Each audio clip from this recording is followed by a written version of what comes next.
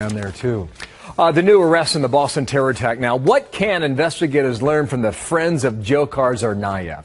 Well, John Ashcroft was U.S. Attorney General under President George W. Bush and now CEO of the Ashcroft Group. And, sir, welcome back here to America's Newsroom. It's good to have you back on our program. Delighted to be back with you. Based on what we're learning day by day, sometimes hour by hour, to those who believe these were knockoff jihadis or lone wolves, what would you say to them now at the moment?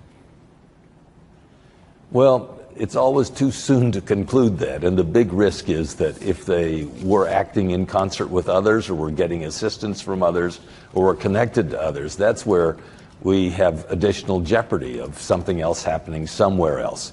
And the transcending responsibility we have is to prevent or default additional acts.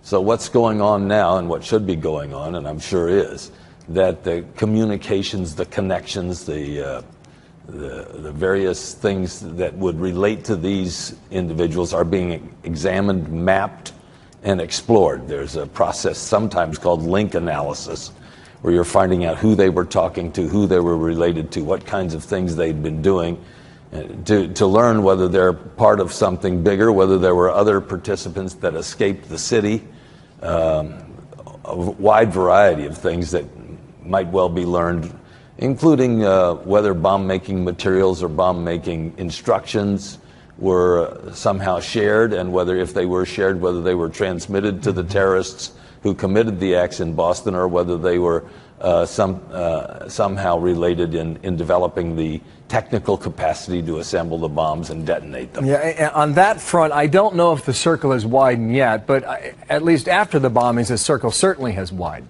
But now we know there was a ping when Tamerlane went to Russia, but no ping when he came back into the country. One of those arrested yesterday was living here without a visa. He came and went when he wanted to. No visa at all.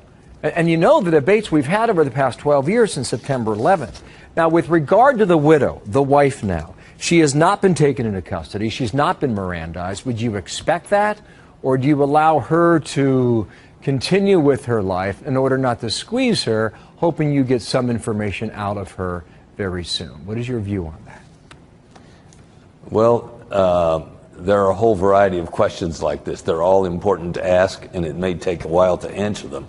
But yes, the more individuals that are involved in the investigation, the sooner one or two of them decides, it's really in my best interest to be a cooperator here because I'm in very serious trouble.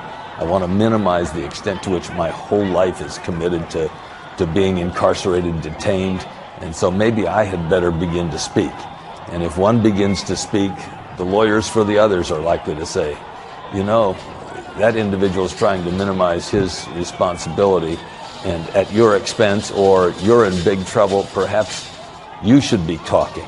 Sometimes lawyers can help defendants in these situations understand just how deep the trouble is in which they are standing, and sometimes after a person has legal help, he learns that he should be cooperating far more profoundly than he was initially. I think that's an excellent point, because at least one of them was questioned 2 or 3 times and did not start speaking and providing information to the 3rd or 4th interview. I think that's an excellent point you raised there. Some attorneys argue that you want to get them with lesser charges now so they don't clam up. Do you agree with that? Is that true or not?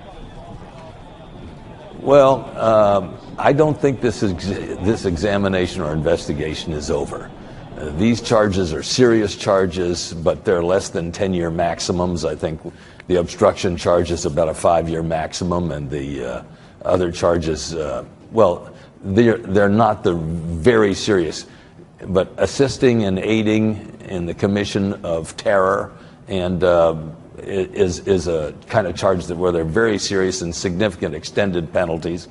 And so I think it could well be that other charges will follow. And obviously these individuals may be involved in having violated state laws as well. There doesn't appear to have been a characterization by this administration that this was related to the war on terror. If it were, and if there were certain linkages drawn, you could have the potential for even war crimes charges, but we're a long ways away from that. And I don't think the evidence at this point appears to be pointed in that direction. Okay, John Ashcroft, thank you for your time today. Good to have you back on the program. Much appreciated.